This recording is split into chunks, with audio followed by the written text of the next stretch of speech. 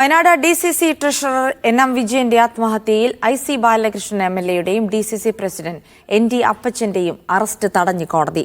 15-ാം തീയതി വരെ അറസ്റ്റ് പാടില്ലെന്ന് പോലീസിന് കോടതി വാക്കാൽ നിർദ്ദേശം നൽകി. ഇരുവരുടെയും മുൻകൂർ ജാമ്യാപേക്ഷ 15-ാം തീയതി വീണ്ടും പരിഗണിക്കും. NM വിജയന്റെ ആത്മഹത്യയിൽ പ്രതി ചേർത്തതോടെ അറസ്റ്റ് ഭയന്ന് രഹസ്യ കേന്ദ്രത്തിൽ തുടരുന്നതിനിടെയാണ് കോടതിയിൽ നിന്നുള്ള താൽക്കാലിക ആശ്വാസം. ആത്മഹത്യാ പ്രേരണ കുറ്റം ചുമത്തപ്പെട്ട പ്രതികൾ കഴിഞ്ഞ ദിവസം പ്രിൻസിപ്പൽ സെഷൻസ് കോടതിയിൽ മുൻകൂർ ജാമ്യാപേക്ഷ സമർപ്പിച്ചിരുന്നു. ഇത് പരിഗണിക്കുന്നതിനിടെയാണ് അറസ്റ്റ് തടഞ്ഞ് കോടതി പോലീസിന് വാക്കാൽ നിർദ്ദേശം നൽകിയത്.